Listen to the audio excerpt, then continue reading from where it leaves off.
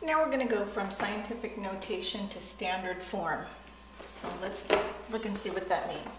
Scientific notation we saw in the last video looks like this. It takes the form like a number point, another number, or two other numbers times a power of 10, 10 to the negative 4, or 10 to the 7th power, or 10 to the negative 3.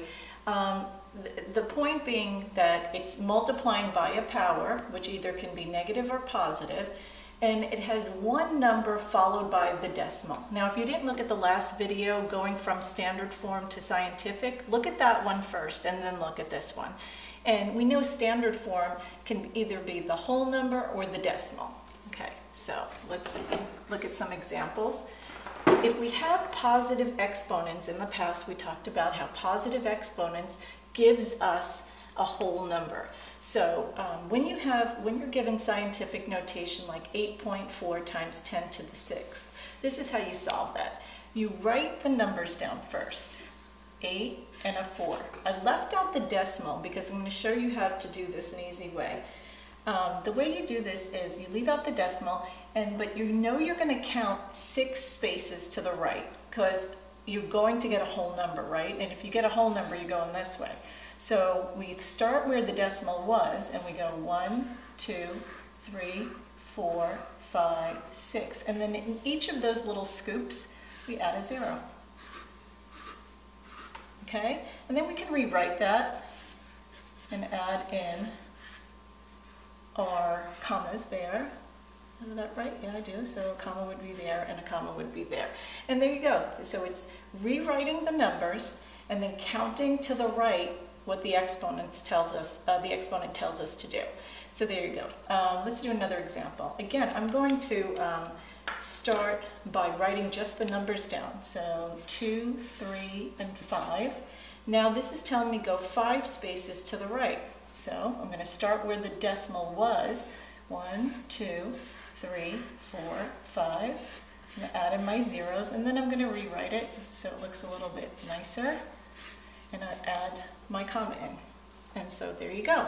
So 2.35 times 10 to the 5th power is the same thing as 235,000, and that's in standard form now. Okay, so let's do one more example of scientific notation with a positive exponent, and we'll put it into standard form again.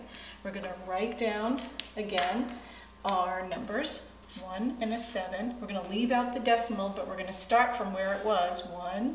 We're going to move 3 places, 2, 3, and add the zeros in the little scoops, and then rewrite it and add in our comma. And that's basically it. Pretty simple. When it's positive, you go right. Now, when it's negative, you know you're going to get a decimal, because if you watch the other videos and from practicing in class, you know whenever you have a negative exponent, you're going to get a decimal. So if we're going to get a decimal, the decimal's going to end up going to the left. So let's see what that looks like. We're going to write down our numbers first, just like we did before. 4, a 6, and a 6. And this time, because it's a negative, we're going to go to the left. So we're going to start where the decimal was and go 1, 2, 3, 4, 5, 6, 7. We're going to put in our decimal and fill all those little scoops with 0. And that becomes our answer. We can rewrite that.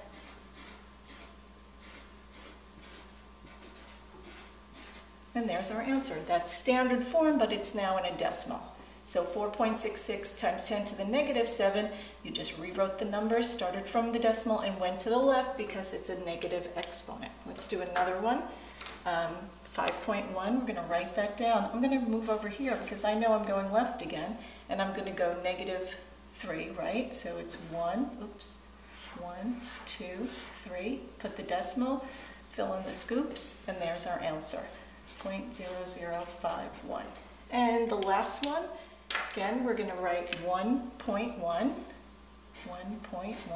and we're going to go 2 spaces to the left, 1, 2, nice and easy, fill in that little 0, and we can rewrite it, and there's our answer. Really, really easy, and with practice, this is not a big deal. You just have to remember, negative goes with the decimal. And if you have a decimal and you're trying to put it into decimal form, you're going to have to go to the left because that's where the decimal is, right? So just practice and you'll be fine. Okay, so I just realized in the last video, I just wanted to show you this screen again, just because I noticed the 4 in 4.66 just got cut off. So there you go. There's a picture of the screen so that you can take better notes. Everything else should be the same though. Okay.